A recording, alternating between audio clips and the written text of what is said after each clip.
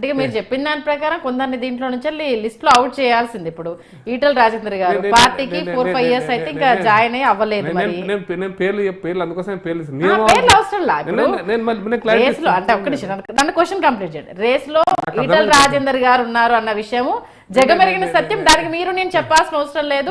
Goshamahal MLA Raja Singh కావచ్చు, ఈటల రాజేందర్ మధ్య ఏ range లో వార్ జరిగింది అనేది కూడా మనం చూసాము. నేను క్లారిటీ ఇస్తాను. ఈటల రాజేందర్ గారా, రాజాసింగ్ గారా, ప్రకాష్ రెడ్డి ఇంకొక ఆయన ఇష్యూ కాదు. ముందు ఏంటంటే ఎన్నికలు అంటూ జరిగితే నియమావళి ఫాలో కావాలి. మాది ఈటల రాజేందర్ గారు వచ్చి కూడా 5 years అవుతుంది ఎలక్షన్, నో ఇష్యూ. ఇప్పుడు 5 ఏళ్ళు అయిపోయింది కాబట్టి ఇబ్బంది ఏం లేదు. అవసరమైతే నియమావళి 4 సంవత్సరాలు దాటినాకనే ఏదో ఉంది. దాన్ని 3 years అనుకుంటా నియమావళి. స్టేట్ ప్రెసిడెంట్కు, ఆల్ ఇండియా ప్రెసిడెంట్కు 5 years ఎంత ఉంది. ఆ నియమావళి చూస్తే తెలుస్తుంది. అది పెద్ద ఇష్యూవే కాదు. ఈ రోజు కావడం అనేది అసాధ్యం మా పార్టీలో. అంతవరకు రేవంత్ రెడ్డి టైప్ అయితే మా పార్టీలో కుదరదు. అది పక్క.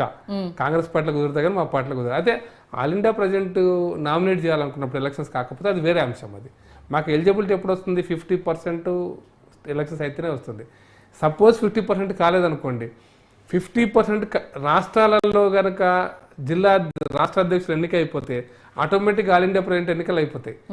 ఆల్ ఇండియా ప్రెసిడెంట్ ఎన్నికలు అయిపోతే ఇక్కడ ఎన్నికలు ఉండవు. ఇక ఆల్ ఇండియా ప్రెసిడెంట్ ఇక్కడ స్టేట్ ప్రెసిడెంట్ నామినేట్ చేస్తాడు డైరెక్ట్ గా. కాబట్టి డెమోక్రటిక్ ప్రాసెస్ లో ప్రతి ఒక్కరు మనందరం కనుక్కొని ఎలక్షన్స్ ప్రాసెస్ లో ఈ అవకాశం ఆల్ ఇండియా పార్టీ మనకి ఇస్తుంది. మనం ఎన్నికలు చేసుకోవచ్చు. మనకి ఇష్టమైన అభ్యర్థిని మనం పెట్టుకోవచ్చు. మనం సరిగ్గా చేయలేకపోతే వాళ్ళు మన మీద ఇంపోజ్ చేస్తారు. ఇది మా పార్టీ నియమావళి. That is clear. ఎవరైతారు బీసీ అవుతారా, ఓసీ అవుతారా అంటే కన్సల్టెన్సీ, వైడర్ కన్సల్టెన్సీలో నామినేషన్ కూడా వేయొచ్చు, ఎన్నికలు కూడా జరగవచ్చు. నేను హైదరాబాద్ సిటీ ఎన్నికలు జరిగింది, ఇంట్రెస్టింగ్ చెప్తున్నా. ఐ థింక్ 1995లో హైదరాబాద్ నగరంలో బీజేపీ ఇద్దరు పోటీ చేశారు నా నగర అధ్యక్షుని కోసం అని. ఎన్నికలు జరిగాయి. నేను ఓటేసినప్పుడు నా ఓటు కూడా 95లో. కరీంనగర్ లో బండి సంజయ్ గారు అధ్యక్షుడు అయినప్పుడు ఓటింగ్ జరిగింది. కరీంనగర్ నగర అధ్యక్షుడిగా బండి సంజయ్ గారు ఎప్పుడు లాంగ్ బ్యాక్ అధ్యక్షుడు కావడం కోసం ఎన్నికలు జరిగిన ఓట్లు వేసినారు. అప్పుడు పార్టీ నాయకులు ఓట్లు వేసినారు. పార్టీ అధ్యక్షుడు ఎవరు కావాలని సీక్రెట్ గా. మేము చాలా సందర్భాల్లో నేను రిటర్నింగ్ ఆఫీసర్కి పోయినా చాలా జిల్లాలకు. అక్కడ పోయి అక్కడ ఒపీనియన్ తీసుకొని మెజారిటీ ఒపీనియన్ ప్రకారం డిక్లేర్ చేసి వచ్చిన ఎలక్షన్స్. అట్లా ఎలక్షన్స్ ప్రాసెస్ జరుగుతుంది. కాబట్టి ఎవరవుతారు అనేది వైడర్ కన్సల్టెన్సీ, అందరి యొక్క ఆమోదయోగ్యమైన వ్యక్తి అవుతాడు. పక్క అందుట్లో డౌటే లేదు. అవకాశాన్ని బట్టి బీసీలకు ప్రిఫరెన్స్ ఇవ్వాలనుకుంటే బీసీలు చాలా మంది అయినారు. దత్తాత్రేయ గారు స్టేట్ ప్రెసిడెంట్ బీసీ అయినాడు. చలపతిరావు గారు స్టేట్ ప్రెసిడెంట్ ఉండే బీసీ అయినాడు.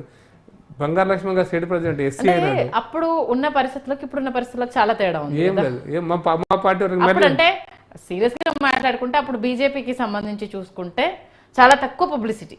అంటే సెంట్రల్ లో అప్పటికి ఇంకా బీజేపీ రాలేదు. ఆ ఫైట్ స్ట్రగుల్ నడుస్తుంది కాబట్టి బీసీ నినాదం అనేది చాలా తక్కువగా వినిపిస్తున్న టైంలో అప్పుడు ఎవరున్నారు ఏంటి అన్నది అంటే నామకే ఒక పోస్ట్ అన్నది అప్పుడు ప్రచారం జరిగింది. అంటే లైక్ మేము చిన్నపిల్లలమే కాబట్టి దాని గురించి మాకు కూడా కొంత అంత మీ అంత అవగాహన లేకపోయినా కొంత. నేను ఏమంటున్నా అంటే ఇక్కడ బంగారు లక్ష్మణ్ గారు ఎస్సీ నాయకుడు, ఇక్కడ ప్రెసిడెంట్ అయినాడు. ఆల్ ఇండియా ప్రెసిడెంట్ కూడా అయ్యాడు. సౌత్ నుంచి అయ్యిండు. మళ్ళా బంగారు లక్ష్మణ్ గారు సౌత్ అయ్యాడు. వెంకయ్య నాయుడు గారు ఇక్కడ ప్రెసిడెంట్ అయ్యాడు. ఆల్ ఇండియా ప్రెసిడెంట్ కూడా అయ్యాడు. జానాకృష్ణమూర్తి గారు కర్ణాటక నుంచి, తమిళనాడు నుంచి, ఆయన స్టేట్ ప్రెసిడెంట్ కాకుండా ఆల్ ఇండియా ప్రెసిడెంట్ కూడా అయినాడు. జానాకృష్ణమూర్తి గారు, కుషుభా థాకరే గారు అయినారు. కాబట్టి ఇక్కడ కులం అనేది ఇష్యూ కాలే ఎప్పుడు కూడా.